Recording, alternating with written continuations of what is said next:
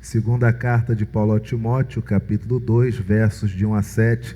Leiamos todos a uma só voz. Tu, pois, filho meu, fortifica-te na graça que está em Cristo Jesus. E o que de minha parte ouviste, através de muitas testemunhas, isso mesmo transmite a homens fiéis e também idôneos para instruir a outros. Participa dos meus sofrimentos como bom soldado de Cristo Jesus.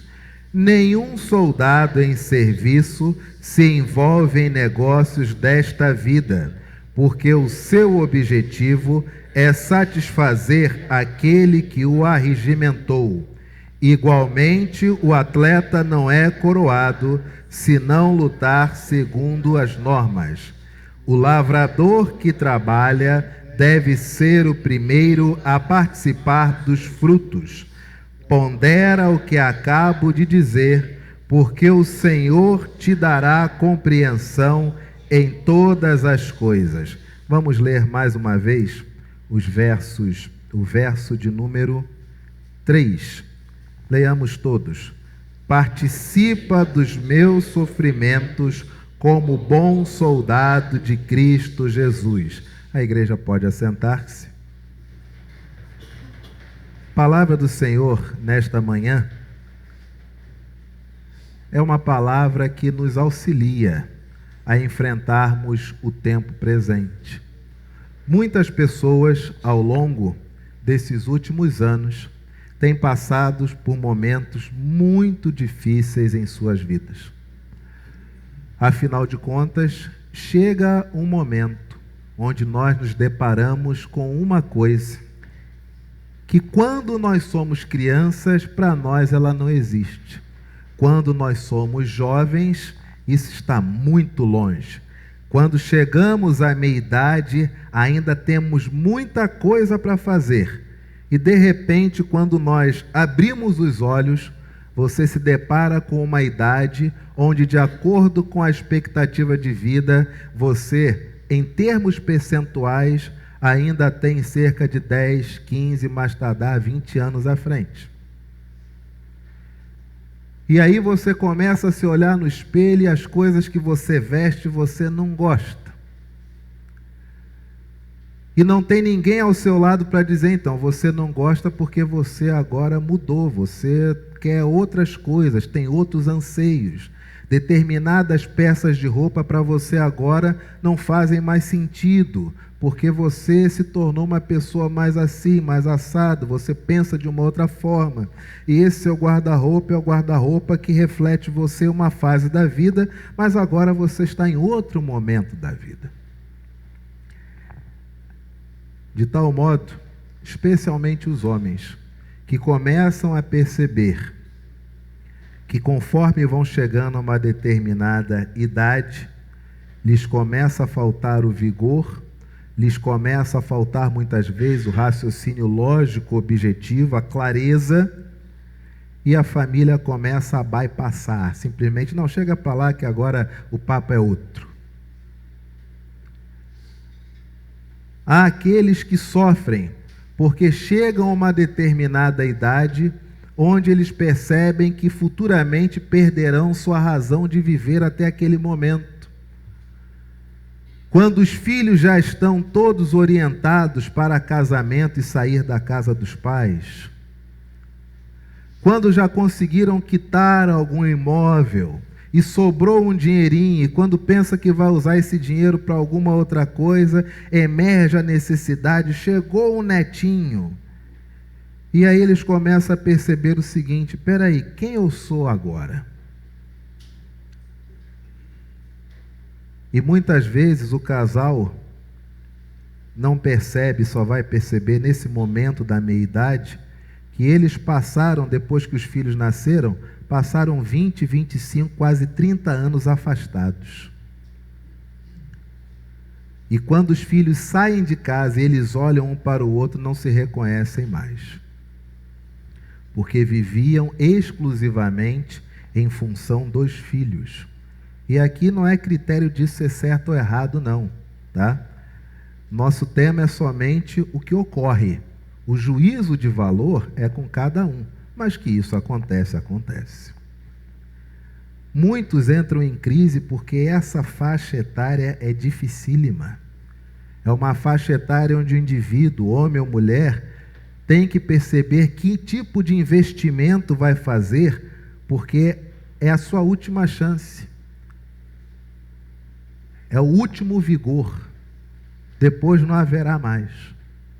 Há aqueles que atualmente sofrem, porque quando chegam à maioridade, ofereceram a eles um mundo que não existe.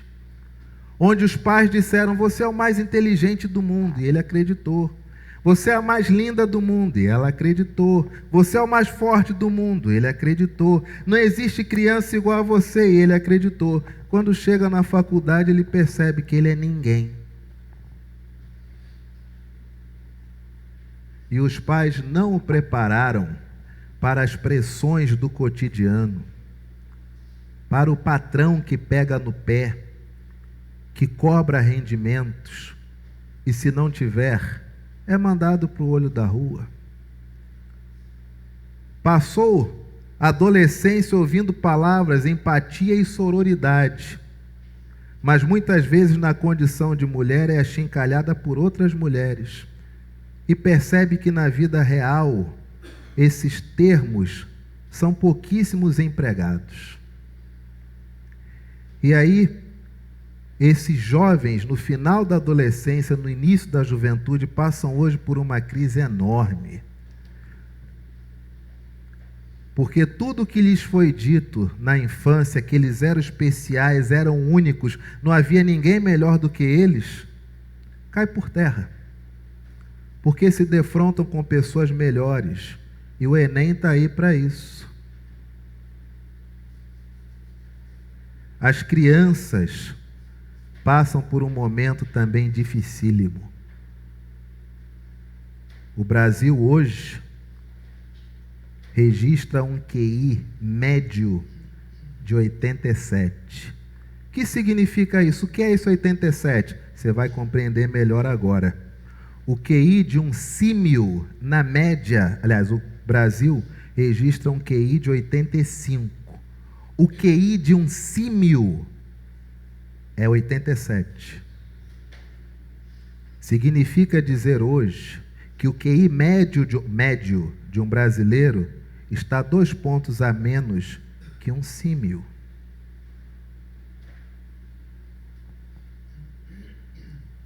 Juízo de valor sobre isso, eu não faço. Só sei que é real. E quem dizem são aqueles que têm que dizer, os especialistas. Pastor, não estou vendo nada disso na segunda carta de Paulo a Timóteo. De onde que o senhor vai encaixar tudo isso nesse texto? Nós não encaixamos isso no texto, é o contrário. É o texto que nos revela o que é real. Olhe bem o que diz a palavra do Senhor. Quem é Paulo nesse momento da vida? Paulo é um senhor, é um pastor idoso, um apóstolo, onde ele diz que foi chamado por Jesus, onde ele quer equiparar-se aos 12 que foram escolhidos por Jesus.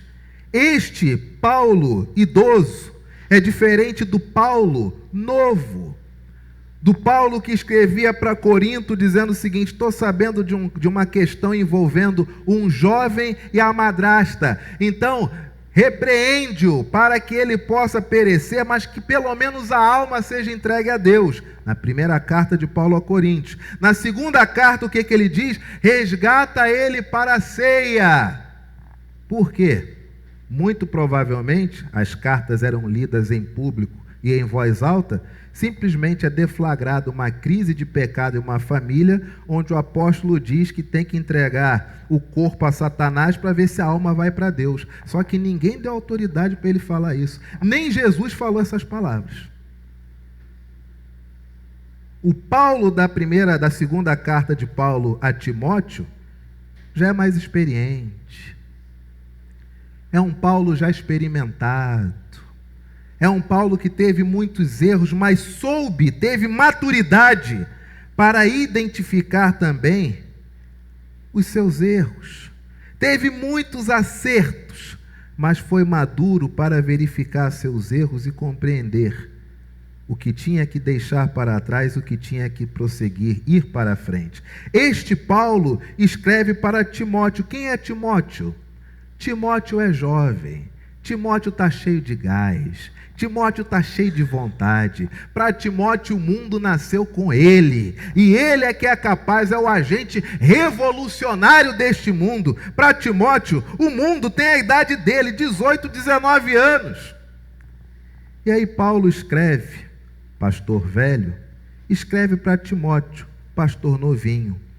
Escreve um crente idoso para um crente jovem. Escreve alguém que está saindo da meia-idade, adentrando a terceira idade, para alguém que está saindo da infância e adolescência, adentrando a juventude.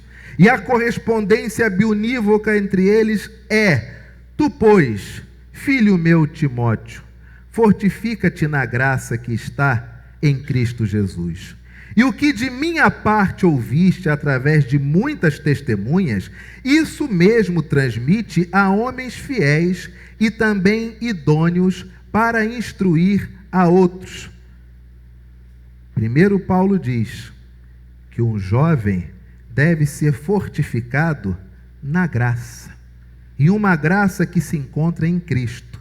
Segundo, um idoso diz para um jovem crente que aquilo que ele ouviu do idoso, ele deve transmitir também a homens fiéis e também idôneos, para que esses instruam outros. E agora no verso 3, Paulo escreve o seguinte para Timóteo: participa dos meus sofrimentos como bom soldado de Cristo Jesus. Que sofrimentos são esses? Ele descreve nos versos 4, 5 e 6. Olha o que Paulo considerava sofrimento para ele. Nenhum soldado em serviço se envolve em negócios desta vida, porque o seu objetivo é satisfazer aquele que o arregimentou. Você entendeu algum sofrimento aqui? Entendeu? Olha o que Paulo escreve para Timóteo. Lembra que no final, no verso 7, Paulo diz assim para Timóteo: pondera o que acabo de dizer, porque o Senhor te dará compreensão em todas as coisas. Ele já escreve no final, diz para Timóteo: Timóteo, isso agora é um exercício de reflexão, tá, filho? Porque isso é uma coisa minha e tua, que Deus vai te dar clareza no que eu quis te dizer aí nessas linhas. Sabe o que está escrito aqui? Verso de número 4. Primeiro sofrimento que Paulo resolve ensinar para Timóteo, dizendo o seguinte: Timóteo, o mundo não nasceu com você, não.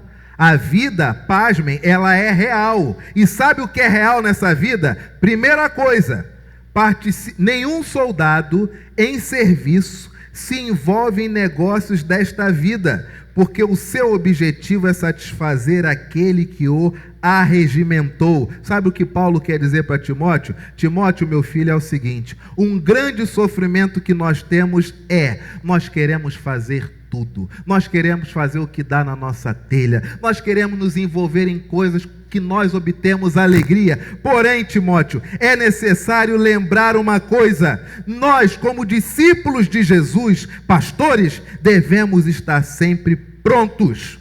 É diferente, Timóteo, entre querer viver essa vida e se miscuir, se envolver em questões que retiram o nosso foco. Isso, infelizmente, é uma coisa que boa parte dos cristãos vivem. Eles não observam suas casas, eles observam a casa das celebridades. Eles têm a solução para o Brasil, só não tem solução para o neto, para o filho, para a esposa. Eles ficam preocupados com o estado de saúde das celebridades, mas eles não têm um exame na mão acerca da saúde do marido ou da esposa. E aí sabe o que Paulo está dizendo a Timóteo? Cuidado, meu filho, porque tem determinadas coisas que nós não percebemos, mas elas nos influenciam de tal modo que nós perdemos o foco. E não podemos esquecer que nós devemos estar sempre prontos para o que Deus quer de nós. Nenhum soldado em serviço se envolve em negócios desta vida, porque o seu objetivo é satisfazer aquele que o arregimentou. Esteja sempre pronto, pois Deus está sempre com você. Segundo sofrimento que Paulo convida Timóteo a participar com ele, verso de número 5, leamos todos. Igualmente, o atleta não é coroado se não lutar segundo as... Sabe o que Paulo está dizendo aqui a Timóteo? Timóteo, você acha que o mundo nasceu com você, né? Pode até ser verdade, meu filho. É da sua idade. Que bom que você pensa assim. Isso é normal. Mas existe uma coisa chamada vida. E a vida, ela tem regras. A vida não é como nós queremos. A vida é composta da realidade. E a vida tem as suas regras. Dificuldade nossa hoje, devido ao que se passa nesses aparelhos e como eles têm influenciado a nossa mente, como o YouTube nos recomenda tantos vídeos que só reforçam o nosso pensamento, nós achamos que não existem outras coisas para pensar. Nós achamos, como o YouTube nos recomenda sempre os mesmos vídeos, sobre os mesmos temas, com pessoas diferentes, endossando o que pensamos, nós achamos que todo mundo pensa como nós pensamos. E qualquer pessoa que pensa diferente de nós, como nós tratamos? Só que isso não é real. A vida, ela tem regras. Por isso que Paulo diz, igualmente, o atleta não é coroado se não lutar segundo o quê? As normas. Por exemplo, nós vemos tantos cristãos que oram e pedem a Deus, Senhor, abre as portas de uma faculdade para mim, abre as portas de um trabalho para mim, ou então, meu Deus, se for da tua vontade que isso aqui dê certo. E até hoje eu pergunto e ninguém me responde, qual foi a oração que o Steve Jobs fez? Qual foi a oração que o Bill Gates fez? Qual foi a oração que o Arnold Schwarzenegger fez? Mas esses três fizeram uma coisa em comum. Eles se prepararam para fazer aquilo que queriam e fizeram.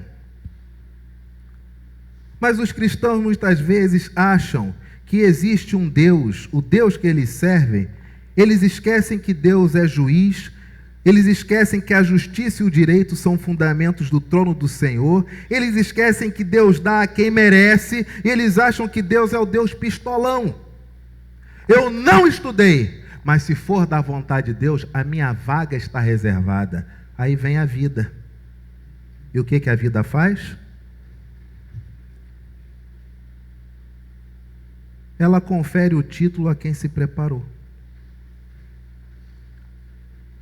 E o que muitas vezes os cristãos fazem, quando recebem a negativa, eles não fazem o autoexame, a autoanálise para reconhecer o seguinte, tem que estudar mais, tem que estudar melhor.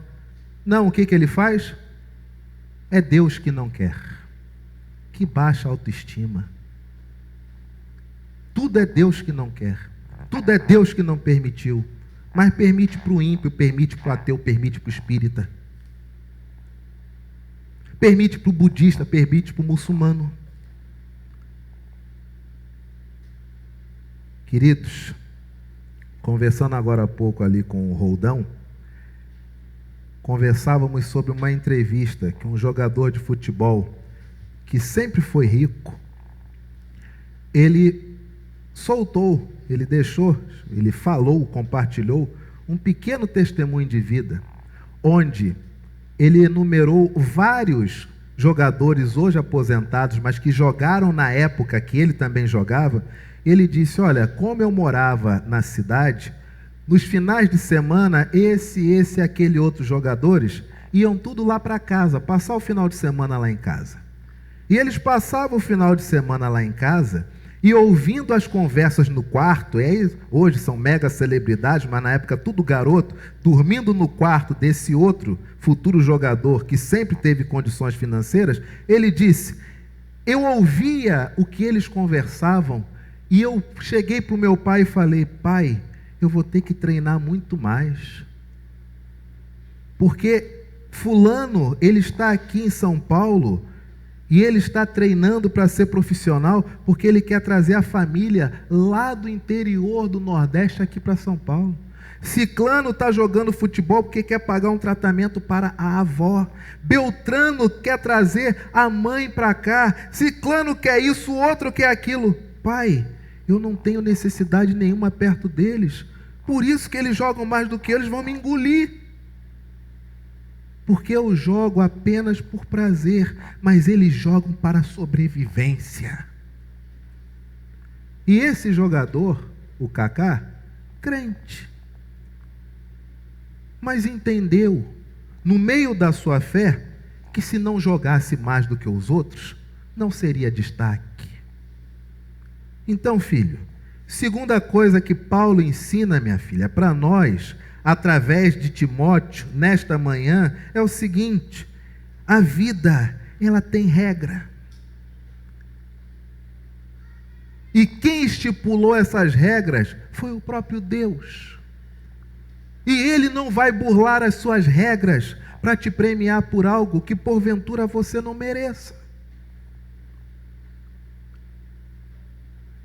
Devemos entregar a Deus tudo e devemos nos devotar a trabalhar como se tudo de nós somente dependesse. E naquilo que for o impossível, encontramos um obstáculo que é irremovível. Só Deus pode removê-lo. Mas entre começar e encontrar esse obstáculo, existe um grande caminho que só nós devemos percorrer. Vocês se lembram da história de Lázaro? Que não é nome próprio, mas é designativo de alguém que tem lepra ou que tem chagas. Tanto é que só aparecem 2 Lázaros nos evangelhos e os 2 estão cobertos de chagas. Se lembra da história de Lázaro? O Lázaro que morreu e que foi sepultado, que era considerado um amigo pessoal de Jesus, bem como suas irmãs, quando Jesus, 3 dias depois, se encontra diante do túmulo de Lázaro, tem uma grande pedra. E o que Jesus diz para as pessoas? Tirai a pedra. Talvez se fôssemos nós do século 21 lá, diríamos o seguinte: não, desculpa. Desculpa. Quem pode mais, pode menos. Mais difícil é ressuscitar um defunto. Não vai conseguir te transportar essa pedra com o poder da mente? Faz o serviço completo. Mas como é que Jesus trabalha? Jesus só faz o que só Ele pode fazer. O que os outros podem fazer, Ele bota os outros para fazer. A Bíblia diz que Ele mesmo não batizava, mas quem batizava eram os seus discípulos. Por quê? Porque os discípulos podiam batizar, mas discípulo ressuscitava morto, discípulo multiplicava pão e peixe. Aquilo que só ele podia fazer, ele fazia. Aquilo que o homem podia fazer, ele deixava o homem fazer. Você quer passar numa faculdade, você quer ter a sua casa própria, você quer tudo isso. Chegará um momento onde talvez você se encontre com o impossível, mas enquanto esse momento do impossível não chega, faz o teu, amigo. Porque se você não fizer, Deus não vai te dar. A palavra do Senhor ainda diz: Timóteo, a vida traz alguns sofrimentos. Primeiro, nenhum soldado em serviço se envolve em negócios desta vida, porque o seu objetivo é satisfazer aquele que o arregimentou. Segundo, igualmente o atleta não é coroado se não lutar segundo as normas. A vida tem regra. Terceiro sofrimento, que é curioso, mas que a realidade traz, e nós temos que aprender a conviver. Verso de número 6, todos. O lavrador que trabalha deve ser o primeiro a participar dos... Você conseguiu entender isso? Esse texto é um estímulo ao quê? Ao egoísmo, né? Se a farinha é pouca, meu pirão primeiro, não é isso? Não? O que quer dizer esse texto? O lavrador que trabalha deve ser o primeiro a participar dos... Sabe o que Paulo está ensinando para Timóteo? Timóteo, meu filho, é tão comum, é tão natural, que coisa maravilhosa você. Seja mesmo idealista, meu filho. Empreenda, realize, faça de tudo, se lance, se jogue. Você é jovem, você tem força, tem gás, tem vigor, tem ímpeto, tem brio, tem tudo. Só lembre de uma coisa, meu filho. Trabalho é para a gente sobreviver. Só lembre de uma coisa. Trabalho é para sobreviver. De tal modo que nem sempre trabalhamos com aquilo que gostaríamos, não é verdade? Nem sempre trabalhamos com aquela que seria a nossa primeira e única escolha, não é verdade? Mas por que nos levantamos de manhã e vamos trabalhar? Não porque o trabalho nos dá algum tipo de prazer, quando é um trabalho que nós não gostaríamos de exercer. Quando é, tudo bem. Mas quando não é, por que nós nos levantamos e trabalhamos então? Porque nós temos a melhor missão deste mundo.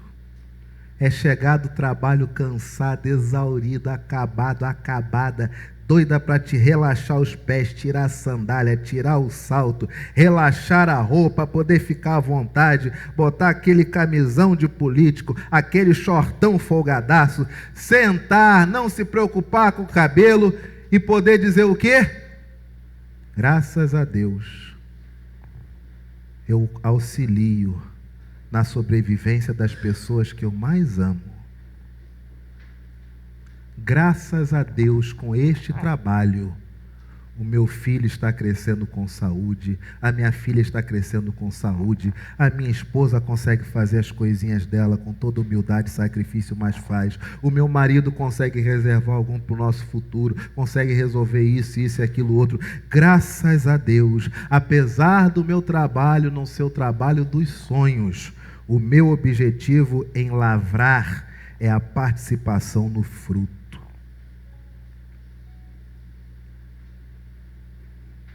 O que tem sido vendido para nós nessa história mais recente? Se não te dá prazer, abandona. Trabalho não é prazer, trabalho é trabalho. São até palavras distintas. Uma palavra se chama trabalho, outra palavra se chama prazer.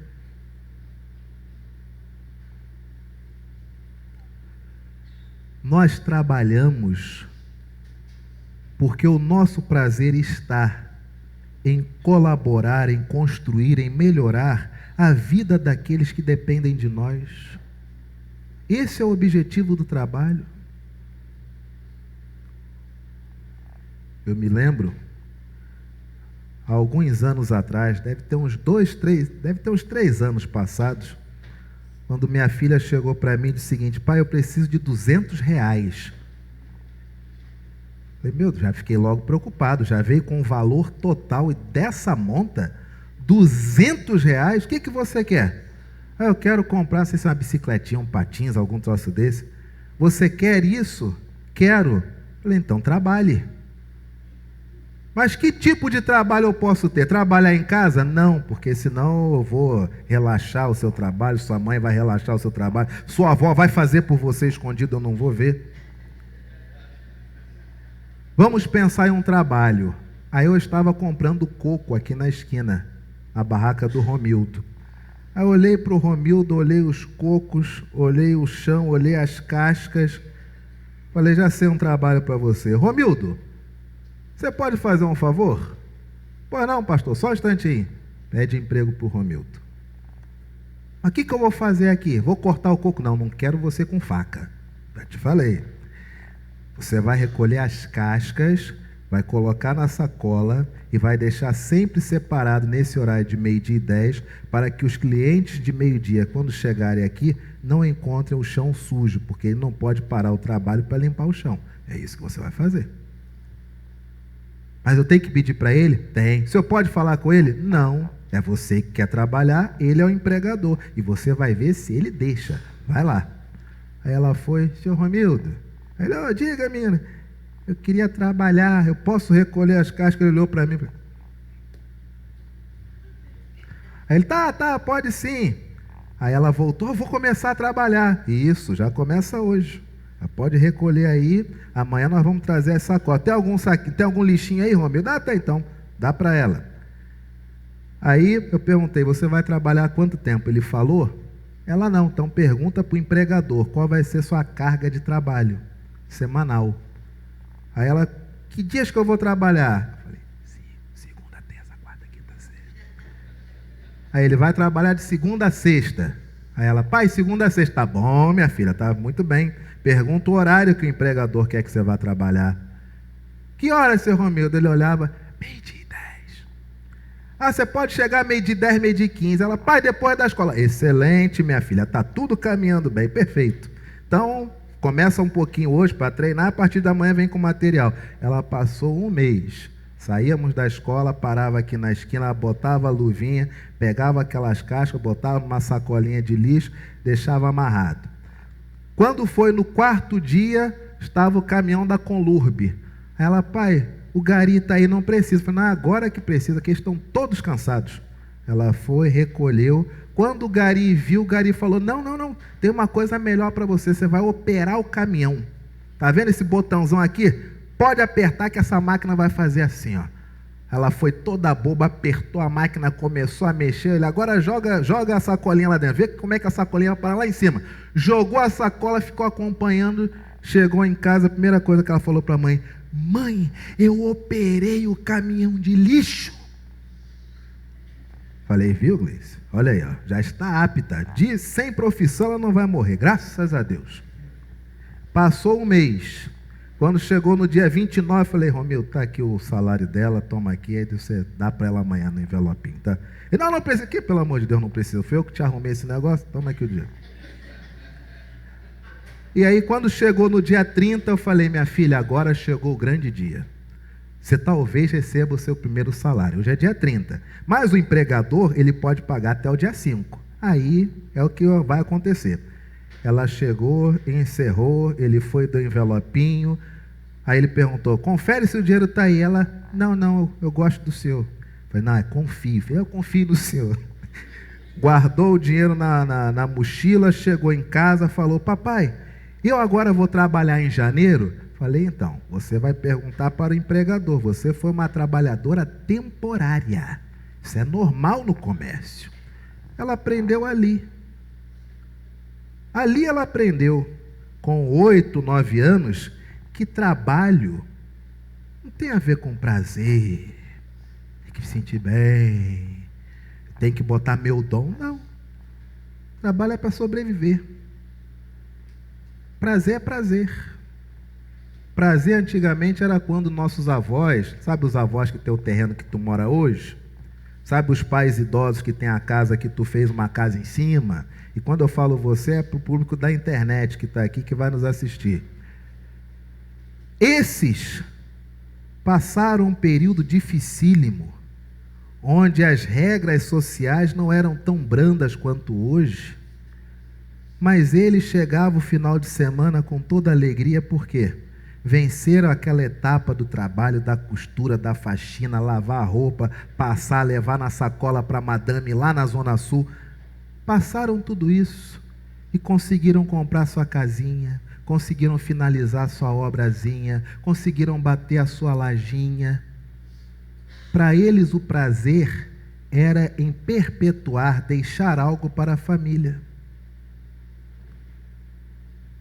Para nós hoje, e nós, desde o idoso que ainda está vivo até a criancinha, parece que trabalho se tornou mais uma fonte de prazer. Isso não tem nas Escrituras. O lavrador que trabalha deve se lambuzar, Não. O lavrador que trabalha deve montar uma cooperativa para se sentir patrão igual. Não. O lavrador que trabalha deve ser o primeiro a participar do quê? Você trabalha para comer, meu filho. Se está trabalhando, tem que comer. E só come quem trabalha, meu filho. Isso, um pastor ensinando a um jovem pastor. De tal modo que literalmente é de causar estranheza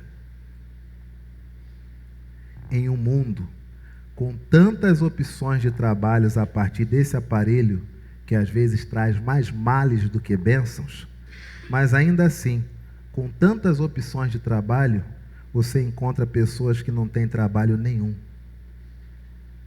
É no mínimo de se estranhar se realmente amam as pessoas que porventura venham no futuro a depender delas.